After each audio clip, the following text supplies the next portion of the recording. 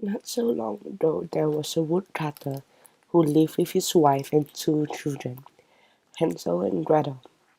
In the shadow of a towering forest, he worked tirelessly, but the times were hard, and, and he could no longer sell enough wood to take care of his family. Each night they went to bed hungry. "Listen to me," the wife said.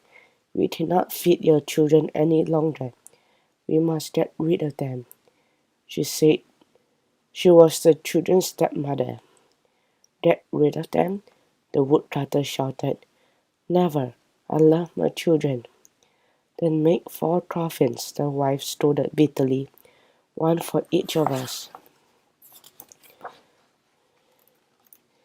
With great shame, the woodcutter finally agreed to abandon his children in the forest. "I'm so afraid," Gretel whispered to Hansel, for she and her brother had overheard their parents their fate. discussing their fate. At the window, Hansel saw bright pebbles glittering on the ground in the moonlight. "Don't worry," he told Gretel. "I will think of something to save us."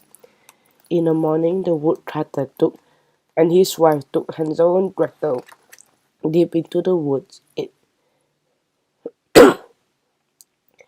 They built a fire and gave the children meager scraps of bread. "We must go to work now," the father said.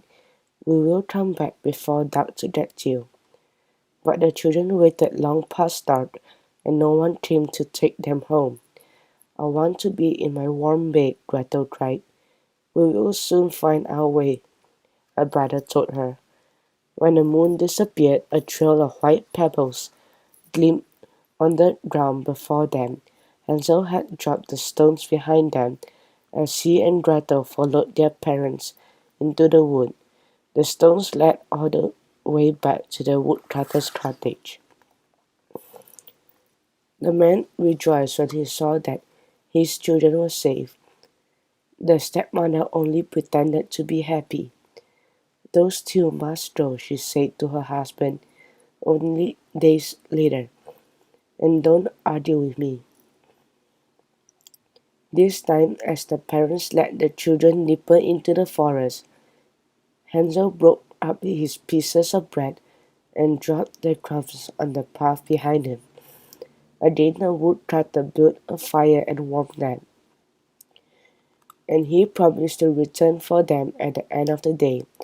A darkness blackened the woods. No one came to take the children home. Soon moonlight illuminated the forest, yet there was no breadcrumbs to be found. Birds had eaten every morsel. Hand in hand, Hansel and Gretel wandered through the woods, hungry, cold, and lost. Then, on the third morning, they suddenly came upon a cheerful little cottage. The dwelling was made with cake, with a roof of cookies and vanilla icing, and windows of sparkling sugar.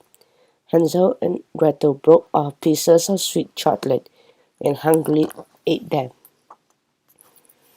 A woman, bent and withered with age, suddenly stepped into view.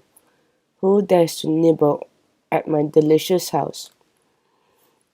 When she saw Hansel and Gretel, she grinned from ear to ear. "Please come in, precious children." The old woman fed them steaming bowls of soup and creamy pudding. Once they had eaten their fill, they led her two young guests into a cozy room and tucked them into clean, warm beds. "Can you believe how lucky we are?" Gretel asked joyfully. "It is hard to believe," said Hansel. The kind elderly woman was not what she seemed. She was a wicked red-eyed witch over 150 years old. She liked children indeed. She liked to eat them for her supper. She had created the irresistible cottage just to entice curious boys and girls into her clutches. The witch slipped into the bedroom to watch Hansel and Gretel sleep. She sniffed the air. How sweet they smell! What a feast awaits me, she whispered. At dawn, the witch snatched Hansel from his bed and locked him in a wooden cage.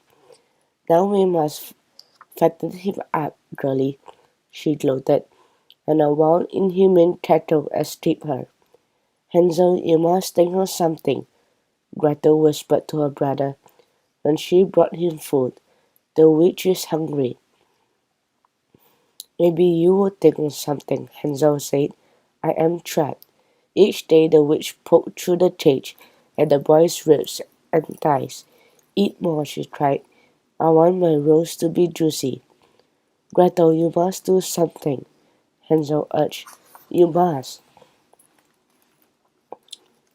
Days passed. At last, the witch could wait no longer. Fetch wood, she shrieked at Gretel, while I sharpened my knife. The next time Gretel went to the pantry, Hansel pressed his tearful face to the bars of his cage. What is going to happen? He asked. Is this a nightmare? I must wake up. The witch lit the fire to heat the oven. Soon she ordered Gretel to duck her head inside the dark chamber to see if it was hot enough to bake bread. Gretel knew what it was. She, not bread, whom the witch intended to bake. At the instant the dough experienced a rush of inspiration. Duck inside, she said. But how? Silly child, cried the witch. You do it like this. She stooped and thrusted her head into the mouth of the oven. Do you see? Yes, I see, shouted Gretel.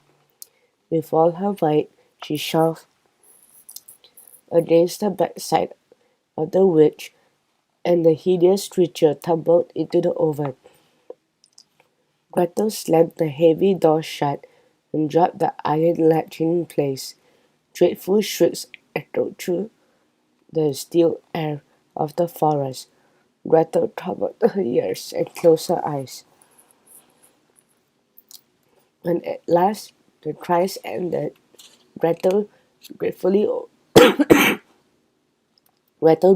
gratefully, carefully opened the oven door. There was nothing inside, nothing at all. The witch was gone forever. Gretel released her brother from his prison, and the two of them hugged and danced and shouted with joy.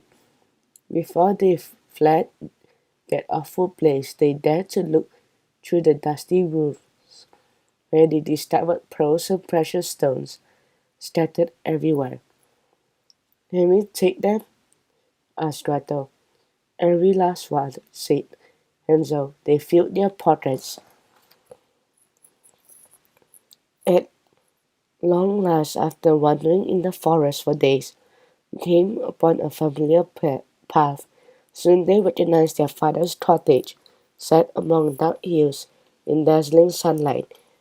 They ran towards it breathlessly. Father, we are home. Ever since he abandoned his children in the deep woods, the woodcutter had suffered fearful nightmares. His wife, furthermore, had died after eating food that had gone bad, but now unexpected joy overwhelmed him. He held his children close.